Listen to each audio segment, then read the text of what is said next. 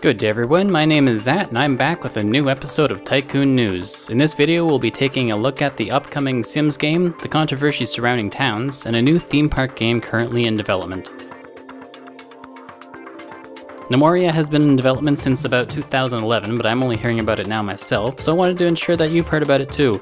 This sandbox simulation game is unabashedly inspired by Dwarf Fortress and includes the expected enemy sieges, digging of tunnels, and building of structures and mechanisms. But we'll also be including some new features such as more complex diplomacy with outside groups and some magic aspects as well. The game is currently available as early access beta. Maxis has been showing off many of the features of the 4th rendition of the Sims game, but I bet what you're most interested in is the new build mode. Creating structures in The Sims 4 should be easier and faster, as you'll be able to plot pre-built, fully furnished rooms and then alter the shapes of the rooms simply by pulling and pushing on the walls. The game is scheduled to release in early September of this year.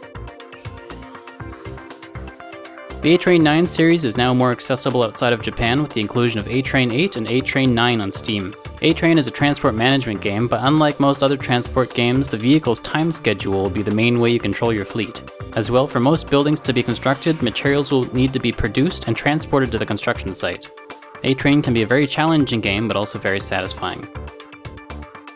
The next Anno game, subtitled Build an Empire, will be available on iPad.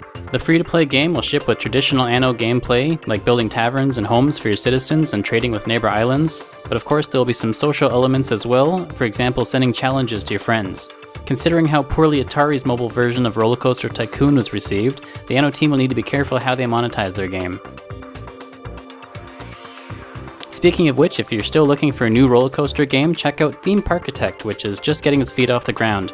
In this theme park manager, you'll be designing roller coasters, hiring staff, upgrading systems, and building infrastructure such as employee roadways, hubs, and other transport options. A lot of controversy remains surrounding the game Towns. Back in February, lead developer Xavi Canal announced that development of the game will stop and version 14B will be the last build. Although he's not willing to put the done label on the game yet, he's too burnt out to continue development and has taken it out of the beta phase.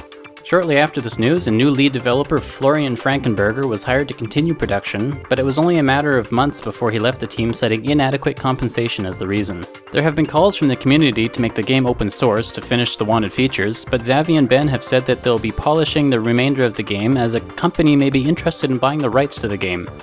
As a game that pulled in more than $2 million, it is quickly becoming the prime example of how an early access model might not meet the expectations of its backers.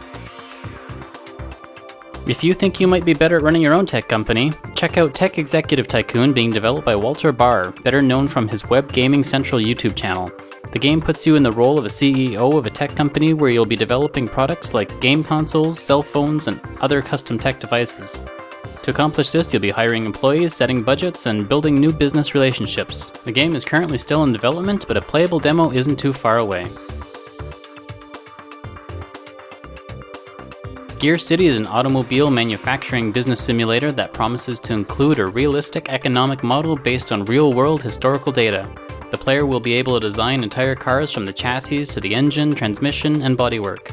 On the business side, the player can set up branches to distribute to dealerships, build factories and set up production lines, and put together deals for marketing, racing, and other contracts. Thanks for watching this episode of Tycoon News, and if you found it informative, consider subscribing to the channel to catch the next installment. You can also follow me on Twitter or email me at writezhatt@gmail.com if you have any ideas or games you'd like to see in the series. See you next time and take care.